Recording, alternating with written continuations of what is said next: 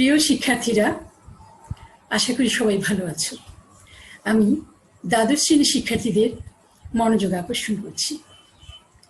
দেখো, করোনাকালীন সময় আমাদের কাছ থেকে অনেক কিছু নিয়ে গেলেও আমরা তারই মাঝে ভালো কিছু পেয়েছি। যেমন তোমাদের জন্য ভালো কিছু কি বলো তো? এই যে সংক্ষিপ্ত একটা সিলেবাস তোমরা পেয়েছো, তোমরা কিন্তু ভালো রেজাল্ট করার একটা চমৎকার সুযোগ পেয়ে গেলে। দেখো, আমি নিঃসংকোচে বলতে চাই যে বিগত সময়ের চেয়ে এখনকার প্রজন্মটা অত্যন্ত স্মার্ট একটা প্রজন্ম। তোমরা এখন অনেক কিছুই বোঝো, অনেক কিছুই জানো। তোমরা যদি পড়াশোনা না করে থাকো তাহলে সেটাও কিন্তু তোমরা জেনে বুঝেই করছো না। আমি শুধু শিক্ষক হিসাবে তোমাদের এটুকুই বলতে পারি যে নিজেকে ভালোবাসতে শিখো।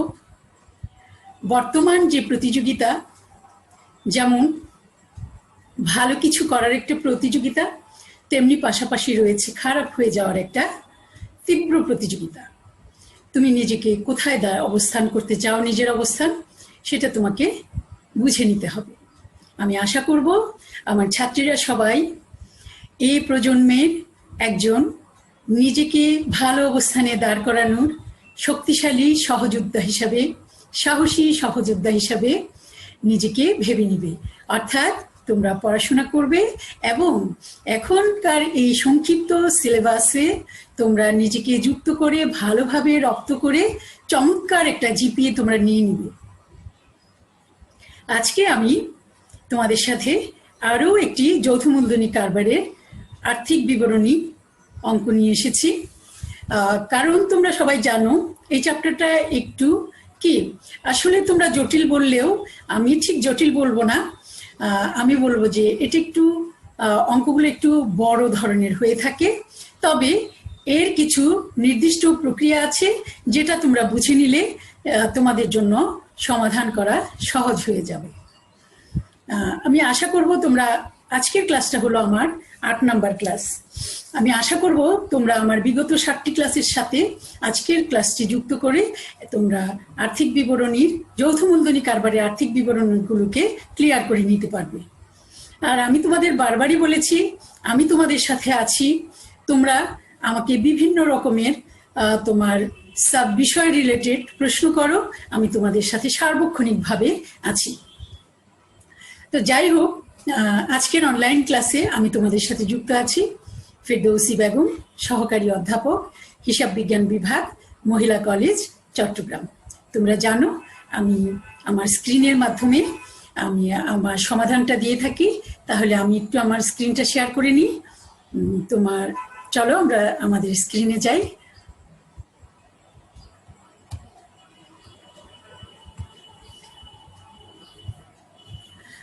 আমার পরিচয়টা আমি এখন আর নতুন করে দিব না, পরবর্তী ইয়েতে আমরা চলে যাই।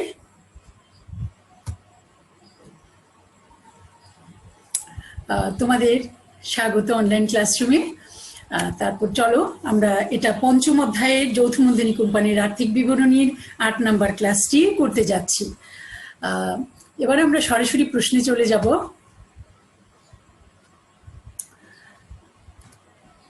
তোমরা প্রশ্নটা দেখতে পাচ্ছ, এটা ঢাকা বোর্ড 2017-তে এসেছে।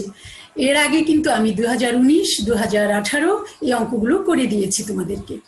আমি প্রশ্নগুলো এজন্য এখান থেকে নেই যাতে তোমরা বুঝতে পারো, একটু সাহস নাও যে আমরা তো বোর্ডের প্রশ্নগুলোই করছি। আচ্ছা, যাই হোক, এখানে তোমরা জানো যৌথ মূলধনী কোম্পানির আর্থিক বিবরণীতে প্রথমে একটা রেওয়ামিল দেওয়া থাকে এবং তারপর কিছু অন্যান্য তথ্য দেওয়া থাকে। অর্থাৎ আমরা এই দুটোর মধ্যে সমন্বয় সাধন করে আমাদের অঙ্কটা এগিয়ে যাব। আচ্ছা, তোমরা যদি অঙ্কটা করে থাকো, এরই মধ্যে যদি অঙ্কগুলো করে থাকো, তাহলে তোমরা এরই মধ্যে জেনে গেছো যে আমরা যৌথ মূলধনী কোম্পানির আর্থিক বিবরণী, অর্থাৎ আমরা দ্বিতীয় পত্রের যে আর্থিক বিবরণীটা করছি এবং প্রথম পত্রের যে আর্থিক বিবরণীটা করেছি, এই দুটোর মধ্যে যে একটা পার্থক্য আছে সেটা হলো আমাদের যৌথ মূলধনী কোম্পানিতে তোমার একটা বেশি করতে হয়, একটা অ্যাকাউন্ট বেশি করতে হয়, সেটার নাম হলো তোমার সংরক্ষিত আয় বিবরণী। আচ্ছা, এখন আমরা আসলে কি করি সেই বিষয়গুলো যদি আগে থেকেই ভালোভাবে জেনে নেই, তাহলে কিন্তু আমাদের বুঝতে আর অসুবিধা হওয়ার কথা না। আমরা প্রথমে কি করি, আয় বিবরণী করি, তারপরে আমরা কি করি, তোমার এই অঙ্কের মধ্যে যৌথ মূলধনী কারবারের আর্থিক বিবরণীর মধ্যে সংরক্ষিত আয় বিবরণী করি, এবং তারপর আমরা তোমার নতুন ব্যালেন্স শিটে উদ্ধৃতপত্রে চলে যায়, অর্থাৎ আর্থিক অবস্থার বিবরণী করি। হ্যাঁ, তো আমরা এই যে ধাপে ধাপে আমরা যে এগোই, অর্থাৎ প্রথমে যে আয় বিবরণী করি, আয়ের মধ্যে আয় বিবরণীতে কি আসবে আমি তোমাদের বলেছি, আয় বিবরণীতে আমাদের মুনাফা জাতীয় আয় ও ব্যয়গুলো আসবে। তাহলে আমাদের কি করতে হবে, মুনাফা জাতীয় আয় ও ব্যয় কোনগুলো সেগুলো চিনে নিতে হবে। এরই মধ্যে কিন্তু আমরা চিনে নিয়েছি, আর যারা একেবারেই পড়াশোনা একটু অবহেলা করেছে তারা এরই মধ্যে কিন্তু বিষয়গুলো একটু জেনে নিবে। তারপরে আসো আয় বিবরণীর পরে সংরক্ষিত আয় বিবরণী। সংরক্ষিত আয় বিবরণীটা কি?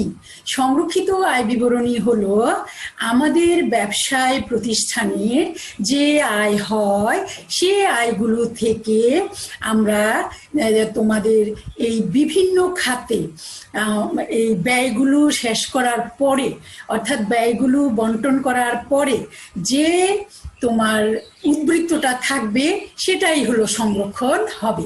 আর সেটা কেন সংরক্ষণ করা হয়ে থাকে, ভবিষ্যতে হঠাৎ যদি আমাদের কোনো মূলধনের অভাব হয়ে পড়ে, নগদ টাকার প্রয়োজন হয়ে পড়ে, তখন আমরা কি করব, তাৎক্ষণিকভাবে সেই সংরক্ষিত আয় বিবরণীটাকে, সংরক্ষিত আয় থেকে আমরা কি করতে পারবো, সাহায্য নিতে পারবো। সেজন্য সংরক্ষিত আয় বিবরণী রাখা হয়। সংরক্ষিত আয় নামে একটা তোমার ফান্ড তৈরি করা হয়। আচ্ছা, তাহলে আমাদের এই পর্যন্ত যে অঙ্কগুলো করেছি বা বিগত সময়ে তোমাদের সাথে যেভাবে যুক্ত ছিলাম, সেখানে আমরা জেনেছি যে তোমরা অনেকেই বলো যে ম্যাডাম সংরক্ষিত আয় বিবরণীটা বুঝি না। তাহলে আমি কি বলেছি, যে আমরা আয়গুলো থেকে, আয় কোথায় পাবো, সংরক্ষিত আয় বিবরণীতে প্রথমে আমরা দুটো আয় লিখব।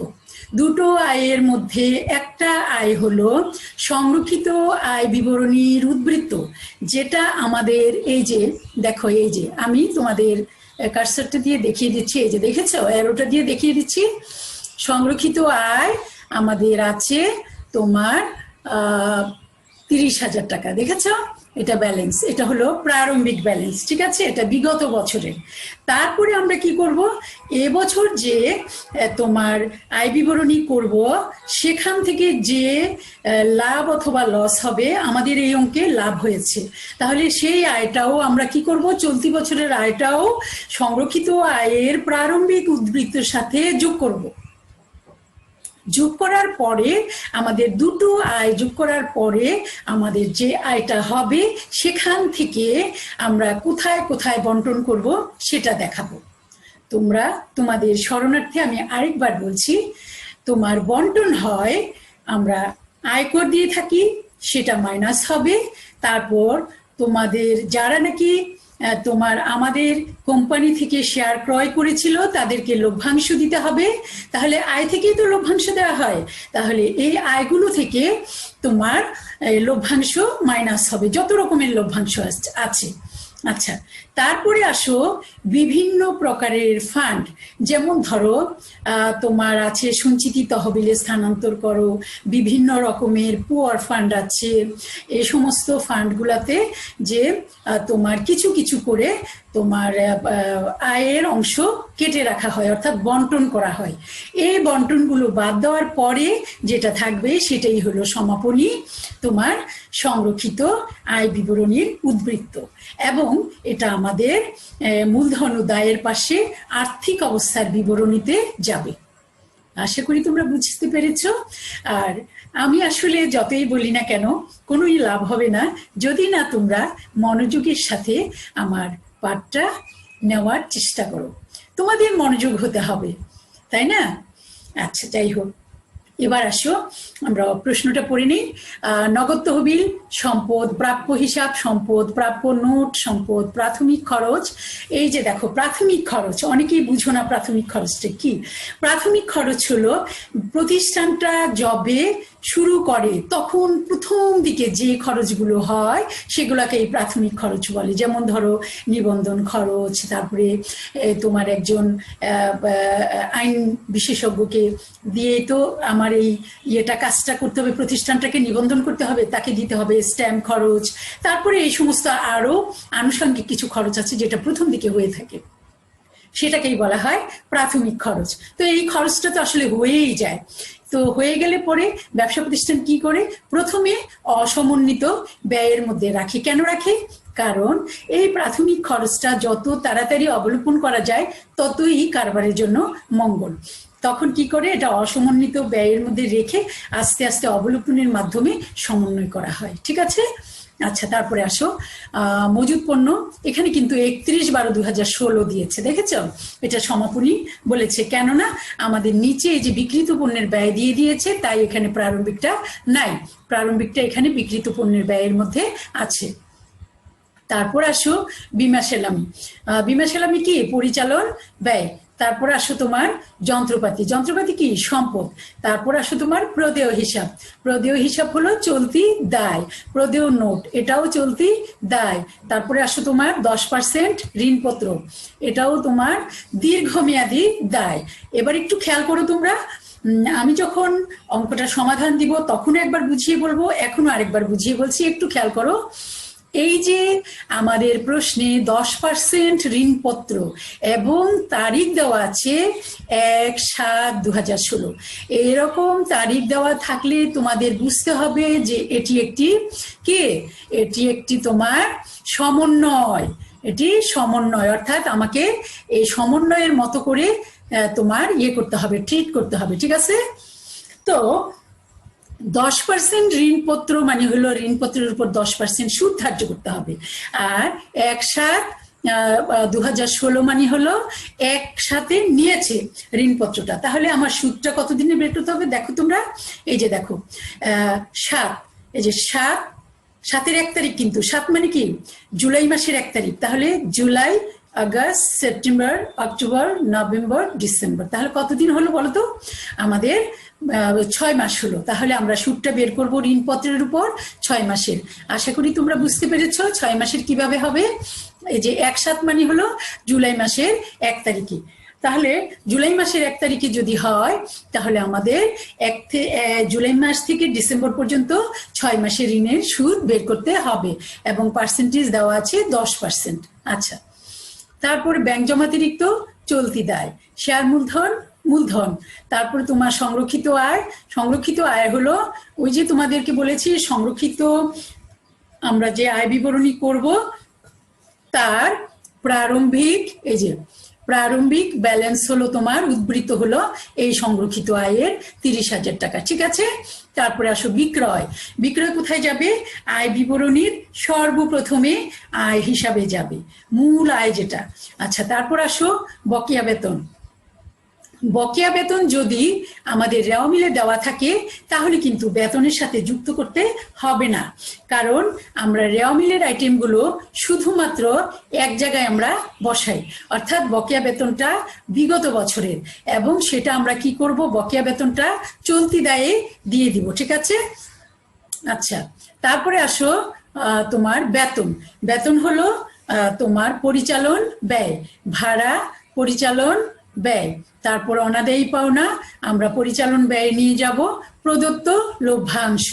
লভ্যাংশ কোথায় যায় বলেছি? লভ্যাংশ কাকে বলে বলো তো? লভ্যাংশ হলো আমরা যে মূলধন তৈরি করেছি, অর্থাৎ আমরা জনগণের কাছ থেকে শেয়ার বিক্রয়ের মাধ্যমে মূলধন সংগ্রহ করেছি। আর জনগণ কেন আমাদের শেয়ারগুলো ক্রয় করেছে? লাভের অংশ পাওয়ার জন্য। তাহলে আমরা যে লাভ করব প্রতিষ্ঠানে, ব্যবসা প্রতিষ্ঠানে, সেখান থেকে জনগণকে আমরা যারা শেয়ার ক্রয় করেছে, শেয়ার হোল্ডার যারা, তাদেরকে লভ্যাংশ প্রদান করব। তাহলে প্রদত্ত লভ্যাংশ কোথায় যাবে? সংরক্ষিত আয় বিবরণীর আয় থেকে বাদ দিয়ে দেখাতে হবে। এবার আসো বিক্রিত পণ্যের ব্যয়। বিক্রিত পণ্যের ব্যয় কোথায় যায় বলতো? আমরা কি করি? আয় বিবরণীতে আয় প্রথমে কোনটা দেখাই বলতো? বিক্রয় দেখাবো। বিক্রয় থেকে আমাদেরকে বিক্রিত পণ্যের ব্যয় বাদ দিয়ে দেখাতে হবে। বিক্রিত পণ্যের ব্যয় আমাদের 2 লক্ষ টাকা দেয়াই আছে। আচ্ছা, তারপরে আসো আমরা এতক্ষণ রেওয়ামিলটা বুঝিয়ে বললাম, তোমাদের অতিরিক্ত তথ্যগুলো একটু বুঝি। হ্যাঁ, ঋণপত্রের সুদ অপ্রদত্ত রয়েছে। তো অপ্রদত্ত রয়েছে এটা আমরা আগেও বুঝতে পেরেছি। তো আমরা কি করব? আমাদের কাজ হলো ঋণপত্রের সুদটা প্রথমে বের করে ফেলা। আর ঋণপত্রের সুদ যদি অপ্রদত্ত হয় তাহলে আমরা কি করব?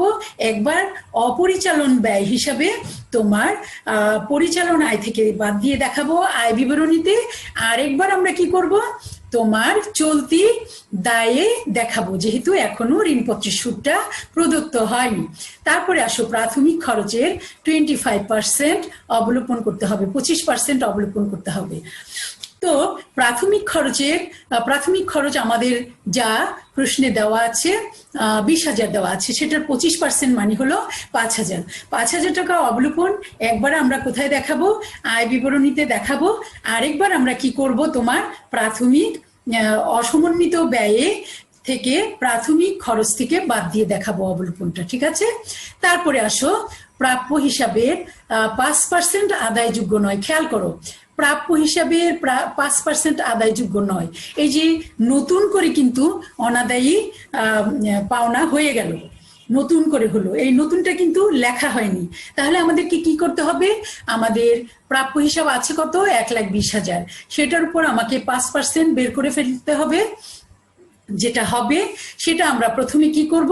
এই যে অনাদায়ী পাওনা আছে, পরিচালন ব্যয়ে অনাদায়ী পাওনার সাথে যোগ অলিখিত অনাদায়ী পাওনা, অর্থাৎ নতুন করে যেটা হলো সেটা আমাদেরকে যোগ করে দেখাতে হবে। তারপরে বলেছে অবশিষ্ট প্রাপ্য হিসাবের উপর 5% হারে অনাদায়ী পাওনা সঞ্চিতি ব্যবস্থা করতে হবে। তো অবশিষ্ট বলতে কি বুঝিয়েছে বলতো? এই যে দেখো, প্রাপ্য হিসাব আছে আমাদের 1,20,000, সেটার উপর আমরা প্রাপ্য হিসাব আবার নতুন করে যে 5% হলো 5-12-60, অর্থাৎ 6,000 হয়েছে। এই 6,000 অনাদায়ী পাওনা নতুন করে যেটা হয়েছে, পুরনোটা না, কিন্তু পুরনোটা সবসময় এক জায়গায় অর্থাৎ আয় বিবরণীতে বসে যাবে। এই 6,000 আয় বিবরণীতে বসে যাবে। কিন্তু নতুন করে যেটা হলো, নতুন করে কোনটা হলো বলতো? এই যে প্রাপ্য হিসাবের উপর 5% আদায়যোগ্য নয়, সেটা নতুন করে হলো। সেটা আমরা 6,000 টাকা 1,20,000 থেকে মাইনাস করব। করার পরে আমরা অবশিষ্ট তোমার প্রাপ্য হিসাব পাবো। সেটার উপর আমাদেরকে কি করতে হবে? আবার 5% অনাদায়ী পাওনা সঞ্চিতি তৈরি করতে হবে। তো আমরা কি করব? 1,20,000 থেকে 6,000 মাইনাস করব। করার পর যেটা থাকবে সেটার উপর 5% অনাদায়ী পাওনা সঞ্চিতি তৈরি করব। তোমরা জানো নতুন অনাদায়ী পাওনা সঞ্চিতি কোথায় বসে? আয় বিবরণীতে অনাদায়ী পাওনার সাথে নতুন অনাদায়ী পাওনা যোগ হবে এবং যোগ হবে নতুন অনাদায়ী পাওনা সঞ্চিতি, যা হয় হিসাব করে আমরা যা পাই। আচ্ছা, তারপরে আসো আমাদের বলেছে শেয়ার মূলধনের উপর 5% লভ্যাংশ ঘোষণা করতে হবে। আচ্ছা, শেয়ার মূলধনের উপর যে 5% লভ্যাংশ ঘোষণা করতে হবে সেটা আমরা কি করব বলো? আমরা কোন মূলধনের উপর করে থাকি? আমরা যেই মূলধনটা আমাদের রেওয়া মিলে আছে, অর্থাৎ 3 লক্ষ টাকা আছে আমাদের, এই যে দেখো 3 লক্ষ টাকা আছে, এই 3 লক্ষ টাকা আমরা কি করব? 3 লক্ষ টাকার উপর আমরা 5% লভ্যাংশ ঘোষণা করব। তাহলে কত আসতেছে? 15,000 টাকা। 3-5 15, 15,000 টাকা আসতেছে। তাহলে লভ্যাংশটা কোথায় যায় বলতো? লভ্যাংশটা যায় আমাদের সংরক্ষিত আয় বিবরণীর আয় থেকে লাভের অংশ বাদ দিতে হবে এবং আমাদেরকে কি করতে হবে? আবার তোমার চলতি দায়ে দেখাতে হবে, যেহেতু লভ্যাংশটা প্রদান করা হয় নাই। আচ্ছা, তারপরে আমরা কি করব? তোমার এখানে আর কি আছে, নিট লাভের 10% সাধারণ সঞ্চিতি তহবিলে স্থানান্তর করো। নিট লাভের তো আমরা আয় বিবরণী যখন করব সেখানে আমাদের একটা নিট লাভ হবে, আর সেই নিট লাভের উপরে আমাদেরকে কি করতে হবে, 10% সঞ্চিতি তৈরি করতে হবে। তোমাদেরকে আমি আগেই বলেছি এই যে বিভিন্ন তহবিলের স্থানান্তর, এটা কোথায় যাবে, আর এই তহবিলের স্থানান্তর আমরা কোথা থেকে করি, আয় থেকে করি। আয়টা আমরা কোথায় দেখিয়েছি, পুরো আয়টা, মোট আয়টা আমরা কোথায় দেখিয়েছি, আমরা সংরক্ষিত আয় বিবরণীতে তোমার আয়, সংরক্ষিত আয়ের প্রারম্ভিক উদ্বৃত্ত প্লাস আয় বিবরণী থেকে যে আয়টা পেয়েছি দুটো যোগ করে সেখান থেকে আমরা বিভিন্ন লভ্যাংশ এবং স্থানান্তরগুলো দেখাচ্ছি, কেমন। তো এখন আমরা এই আয়ে যেই নিট আয়টা হলো সেখান থেকে 10% যা আসে তা একবার আমরা সংরক্ষিত আয় বিবরণীর সংরক্ষিত আয় থেকে বিয়োগ দিয়ে দেখাবো, সংরক্ষিত আয় থেকে বিয়োগ দিয়ে দেখাবো। আবার আমরা কি করব, তোমার সঞ্চিতি যে তহবিল আছে সেটার সাথে আমরা যোগ করে দেখাবো, কারণ সঞ্চিতি তহবিল বেড়ে যাবে তখন। তো হয়ে গেল আমার প্রশ্নটা বুঝানো। আর আমাদের কি তৈরি করতে বলেছে দেখো, কতে বলেছে আমাদেরকে চলতি দায়ের পরিমাণ বের করো, চলতি দায়গুলো কি কি আমরা এখান থেকে পেয়ে যাব, এবং আমাদের সমন্বয় থেকেও কিছু আইটেম আসবে পেয়ে যাব। তারপর তোমার বলেছে বহু ধাপ বিশিষ্ট আয় বিবরণী প্রস্তুত করো, এরই মধ্যে আয় বিবরণীতে কি কি যাবে আমি তোমাদের বলেছি, আর একবার আমি যখন সমাধানটা করব তখন দেখাবো। তারপর আবার তোমাদের বলেছে মৈত্রী লিমিটেডের বইতে সংরক্ষিত আয় বিবরণী তৈরি করো। তো আমরা সংরক্ষিত আয় বিবরণী কিভাবে করতে হয় সেটাও আমি তোমাদেরকে বুঝিয়ে বলেছি, এবং যখন আমরা অঙ্কটা করব তখন আমরা আরো একটু ক্লিয়ার হব। চলো এবার আমরা সমাধানে চলে যাই। তোমরা দেখতে পাচ্ছ ক, মৈত্রী লিমিটেডের চলতি দায়ের পরিমাণ নির্ণয় করো। তো চলতি দায় কি কি, আমাদের প্রদেয় হিসাব, আমি যখন প্রশ্নটা বুঝিয়েছিলাম তখন কিন্তু আমি বলেছি চলতি দায় কোনগুলো, প্রদেয় হিসাব 60,000, তারপরে প্রদেয় নোট 25,000, ব্যাংক জমাতিরিক্ত 20,000, বকেয়া বেতন 4,000। এই 4টা আইটেম কিন্তু আমাদের প্রশ্নে দেয়া আছে। শুধুমাত্র তোমার ঋণের যে সুদ সেটা আমাদেরকে বের করতে হবে। এখানে একটা ভুল কিন্তু হয়েই গেছে, এখানে আসলে 1,000 হবে না, এখানে হবে 1 লক্ষ বকেয়া, ঋণের বকেয়া সুদ। আমাদের ঋণটা ছিল 1 লক্ষ, দেখি আমি প্রশ্নটা, হ্যাঁ 1 লক্ষ, 1 লক্ষ। আমি ভুলবশত এখানে 1,000 লিখে ফেলেছি, দেখো কমাটা আমি ঠিক মতোই দিয়েছিলাম, পরে যে কারণেই হোক একটু ভুল হয়ে গেছে, তোমরা এটা একটু সংশোধন করে নিবে প্লিজ। আমি তোমাদেরকে বারবার কিন্তু বলে যাচ্ছি এটা কিন্তু 1,000 হবে না, এটা 1 লক্ষ হবে, এটা 1,000 হবে না, এটা 1 লক্ষ হবে। 1 লক্ষ টাকার 10% এবং 6 মাসের সুদে আসবে 5,000।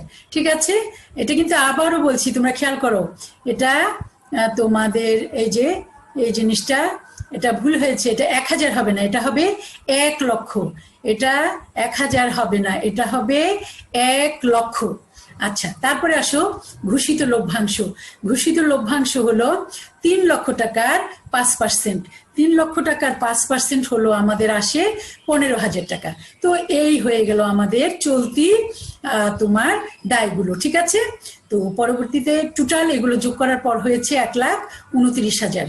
চলে যাই আমরা পরবর্তী মৈত্রী কোম্পানি লিমিটেডের বিশদ আয় বিবরণীতে। প্রথমেই আমরা কি করেছি, এই দেখো বিক্রয় আমাদের প্রশ্নে দেওয়া ছিল, বিক্রিত পণ্যের ব্যয় বাদ দিতে হবে, সেটাও আমাদের প্রশ্নে দেওয়া আছে। আমরা মোট মুনাফা পেলাম 1,50,000। তারপর তোমার আমি একটু উপরে নিয়ে যাই,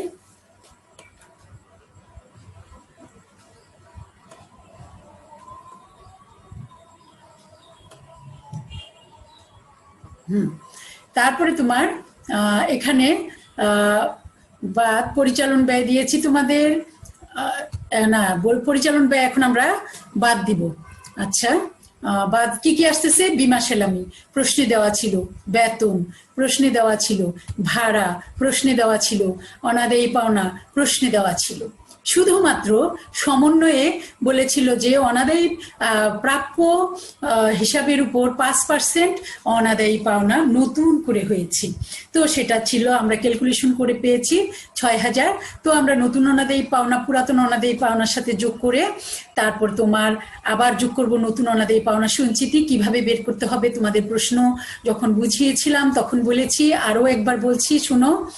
আমাদের প্রাপ্য হিসাব ছিল 1,20,000, সেখান থেকে এই যে নতুন অনাদায়ী পাওনা হয়েছে 6,000, সেটা মাইনাস করেছি। নতুনটা মাইনাস হবে, পুরনোটা কিন্তু মাইনাস হবে না, বারবার কিন্তু আমি বলছি, খেয়াল করো। তারপর সেটার উপর আমাদের 5% পাওনা সঞ্চিতি কত, 5,700 টাকা হয়েছে। তাহলে আমাদের টোটাল দাঁড়ালো হলো 17,700। এটার সাথে আমাদেরকে আবার প্রাথমিক খরচের অবলোপনটা তোমার ধরতে হবে। প্রাথমিক খরচের অবলোপন হলো 20,000 এর 25% এবং সেটা হয়েছে আমাদের 5,000। তাহলে টোটাল আমার পরিচালন ব্যয় হলো যোগ করার পরে 98,700। আমরা মোট মুনাফা থেকে 98,700 বাদ দেওয়ার পর যেটা পেলাম সেটা হলো আমাদের পরিচালন মুনাফা। কত পেলাম, 91,300। তারপরে আসো বাদ অপরিচালন ব্যয়। অপরিচালন ব্যয় হলো ঋণপত্রের সুদ। ওখানে ভুল হলেও এখানে কিন্তু আমি সঠিকভাবে লিখেছি। এই যে দেখো, ঋণপত্রের সুদ, ঋণপত্রটা কত, 1 লক্ষ টাকা, তার উপরে 10% সুদ এবং 6 মাসের ধরতে হবে। আমাদের 5,000 টাকা এসেছে। এই 5,000 টাকা আমাদেরকে কি করতে হবে, অপরিচালন ব্যয়টা পরিচালন মুনাফা থেকে বাদ দিয়ে আমাদের নিট মুনাফা আমরা পেয়ে গেলাম কত, 46,300। চলো পরবর্তী গতে আমরা যাই। গতে আমরা সংরক্ষিত আয় বিবরণী বের করছি, আমরা তৈরি করছি। সেভাবে দেখো, সংরক্ষিত আয় বিবরণীতে প্রথমে আমাদেরকে আয়গুলো লিখে ফেলতে হবে। আয়গুলো হলো দুটো আয়। প্রথমে হলো সংরক্ষিত আয়ের প্রারম্ভিক উদ্বৃত্ত, যেটা আমরা পাবো কোথায় পাবো, আমরা প্রশ্নে পাবো। এই 30,000-এর সাথে আমরা কি করলাম, খ হতে প্রাপ্ত অর্থাৎ চলতি বছরের যে নিট লাভ পেয়েছি সেটা আমরা যোগ করে ফেলবো, সেটা 46,300। কোথায় পেয়েছি এটা, আমরা আয় বিবরণী করেছি, একটু আগে তোমাদের দেখালাম। তাহলে এই দুটো আয় যোগ করার পর আমাদের হয়েছে 76,300। সেখান থেকে আমরা বাদ দিব বন্টন সমূহ, অর্থাৎ কোথায় কোথায় আমাদেরকে আয় থেকে বাদ দিয়ে দেখাতে হবে। আমাদের লভ্যাংশটা প্রথমেই প্রদত্ত লভ্যাংশ যেটা আছে সেটা দিতে হবে, এটা প্রশ্নে দেওয়া ছিল। তারপর ঘোষিত লভ্যাংশ, অর্থাৎ নতুন করে যে ঘোষণা করা হয়েছে 3 লক্ষ টাকার উপর 5% 15,000 টাকা, এটাও বাদ দিতে হবে। তারপরে সঞ্চিতি তহবিলে যে স্থানান্তর করতে হয়েছে আয়ের উপর 46,300 টাকার উপর 10% 4,630। তাহলে আমরা কি করলাম, টোটাল তোমার এই তিনটা যোগ করে পেয়েছি 34,630। এটা আমরা আয় থেকে অর্থাৎ 76,300 থেকে বন্টনগুলো অর্থাৎ ব্যয়গুলো বাদ দিলাম। বাদ দেওয়ার পর যেটা রইল সেটাই হলো তোমার 41,670 এবং এটা হলো আমাদের সংরক্ষিত আয়ের সমাপনী উদ্বৃত্ত। তো আমাদের অঙ্কটা এখানেই শেষ হয়ে গেল। আমি আবারও বলবো, তোমরা যদি মনোযোগের সাথে শুনে থাকো তাহলে অবশ্যই তোমরা অঙ্কটা বুঝতে পারবে। এখানে আসলে না বোঝার কিছুই নেই, প্র্যাকটিস না করলে জটিলতা থাকে। আমরা যদি আমাদের লেখাপড়ার শুরুতে অ আ ক খ ইত্যাদি যদি না শিখতাম তাহলে আজকে আমরা কিন্তু এই যে মৈত্রী কোম্পানি লিমিটেড এই পড়াটা পড়তে পারতাম না। তাহলে আমরা যদি আমাদের যৌথ মূলধনী কোম্পানির আর্থিক বিবরণী কিভাবে করতে হয় প্রথম থেকেই যদি ক্লাসগুলো না করে থাকি তাহলে আমরা হঠাৎ করে একটা অঙ্ক কিন্তু বুঝতে পারবো না। আশা করি তোমরা সবাই মনোযোগের সাথে ক্লাসটা দেখবে এবং তোমরা প্র্যাকটিস করে আমাকে কমেন্ট বক্সে তোমাদের ছবিগুলো দিলে আমি বুঝতে পারবো আমার প্রিয় এবং ভালো মেয়েগুলো আমার অঙ্কগুলো প্র্যাকটিস করেছে এবং তারা তাদের পরীক্ষার জন্য ভালোভাবে প্রস্তুতি নিচ্ছে। তাহলে ক্লাসটা এখানেই শেষ করছি। ধন্যবাদ।